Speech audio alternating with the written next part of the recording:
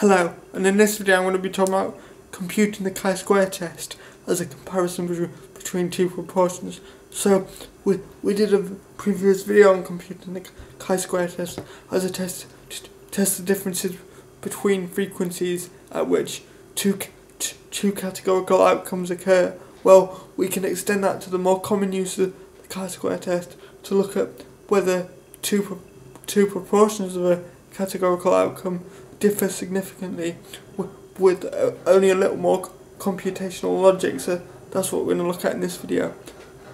If we look at our example data set, this is the type of data we use for a chi-square test. We've got a 2x2 table with two variables in it, whether someone's a smoker or a non-smoker.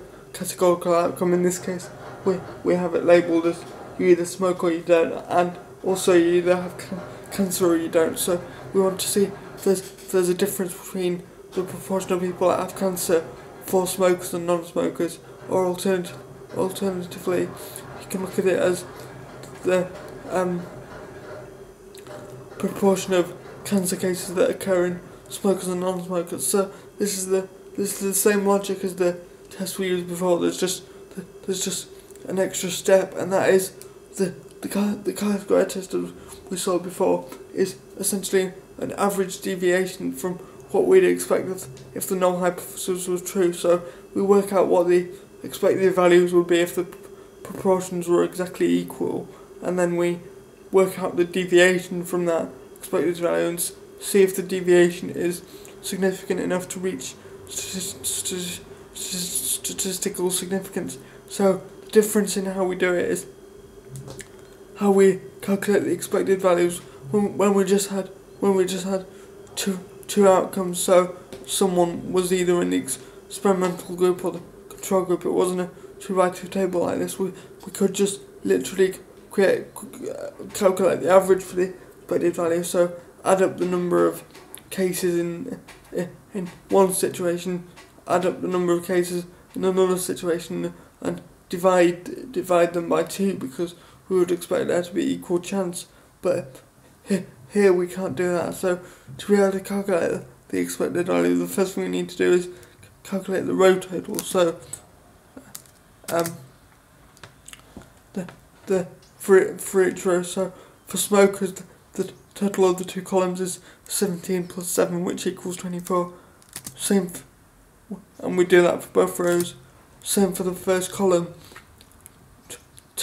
10 plus 17 is 27. So if we substitute those values in, we get these are the totals we get for each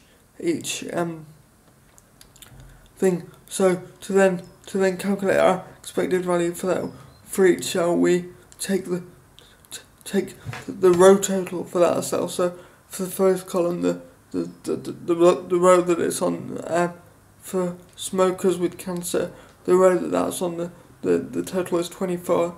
We take the associated column total, which is 27 in this case, multiply them together and divide by the total sample size. So here's that formula. So row total multiplied by column total divided by sample size, and again those are the values we just calculated. So for the cancer cell, our expected value is 12.96, and if we do that for all the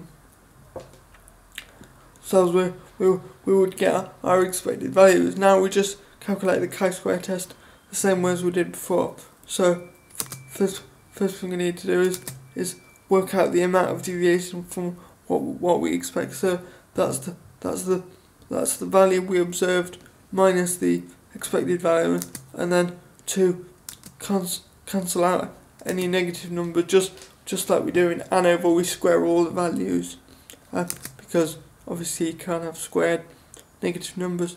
And then we're gonna of sorts calculate mean squares, or the average amount of deviation for each cell, but we're not actually gonna divide by the number of people in that group, because that's what we're testing. What we're going to divide by is the expected value. So if we take the first example, 16.32 divided by 12.96, we get 1.25, and we do that for each cell, and then the chi-square statistic is simply the